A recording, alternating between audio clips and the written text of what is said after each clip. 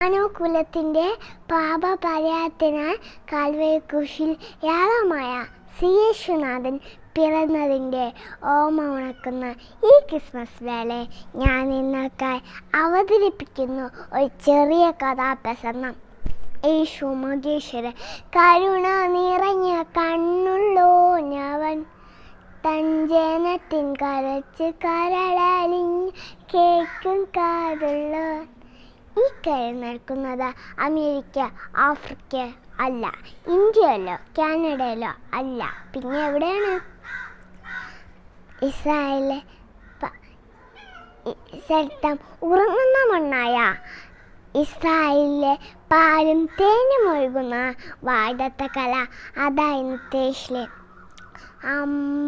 യെരൂശലേം അമ്പരിൻ കാഴ്ചയിൽ അമ്പരെ വരുന്ന നാളെന്തു മനോഹരം. അതാ അവിടേക്ക് നോക്കുക, അതാണ് നമ്മുടെ കഥാനായിക മറിയ. അവളെന്തോ ചിന്തിച്ചുകൊണ്ടിരിക്കുന്നല്ലോ. അതെവിടെ വിവാഹമാണ്, തച്ചനായ യോസഫാണ് വരൻ. അവൾ ചിന്തര പ്രേമമെന്നിൽ വർദ്ധിക്കുന്നേ പ്രിയനോട് ചേരുവ, നാള് കഴിഞ്ഞ എണ്ണി എണ്ണി ജീവിച്ചിടുന്നു. എന്താ പറയാ നീ ചിന്തിക്കുന്നത്? പെട്ടെന്നൊരു വിളി കേട്ട് അവിടെ ഉള്ളിൽ ഒരായഫോടെ എന്നാണ്. അവൾ തിരിഞ്ഞു നോക്കി, അതാ നിൽക്കുന്നു സൂര്യനിൽ ശോഭയുടെ നമ്മുടെ ഗബ്രിയേൽ ദൂതൻ അവളോട് പറഞ്ഞ്, ഭയപ്പെടേണ്ട, നീ ഗർഭം ധരിച്ച് ഒരു മകനെ പ്രസവിക്കുക, അവന് യേശു എന്ന് പേര് വിളിക്കുകയാണ്.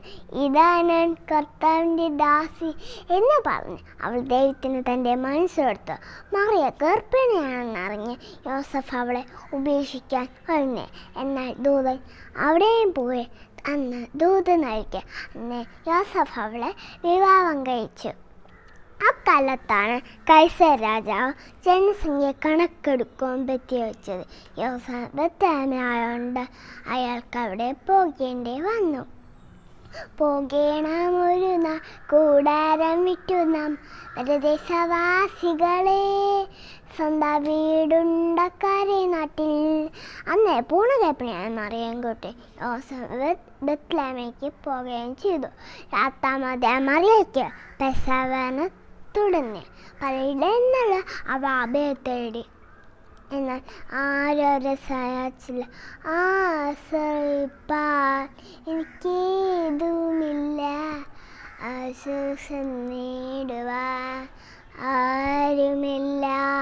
അവസാനം ആ വഴിക്ക് ഒരു സുഖപ്രസവം വന്നു.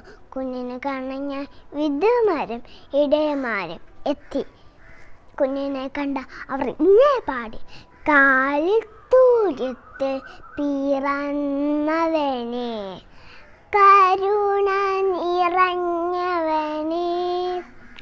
പൈത വളർന്നു, ഞാനിൽ നിന്ന് ആത്മായി ബലപ്പെട്ട അവൻ്റെ കീർത്തി യെരൂശലേമിൽ എന്നും പരന്നു.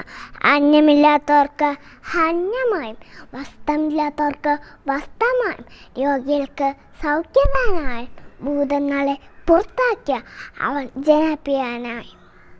സ്നേഹത്തിൻ്റെ സന്ദേശം ലോകത്ത് പരത്താൻ ഭൂജാതനായ ഈ ദേവസുതൻ മുഖാന്തരമാനൻ ഇന്നും ജീവിക്കുന്നു. ദൂതവൃന്ദം പാടുന്നു ഈ ദേശം ജാതന, ക്രിസ്മസ് മൂലം മാനവൻ എന്നെന്നും ജീവിക്കും. ആ നല്ല നമ്മുടെ മനസ്സിൽ, നമ്മുടെ ജീവിതത്തിൽ എന്ന് എപ്പോഴും നിറഞ്ഞിരിക്കട്ടെ. നിർത്തുന്നു. നന്ദി.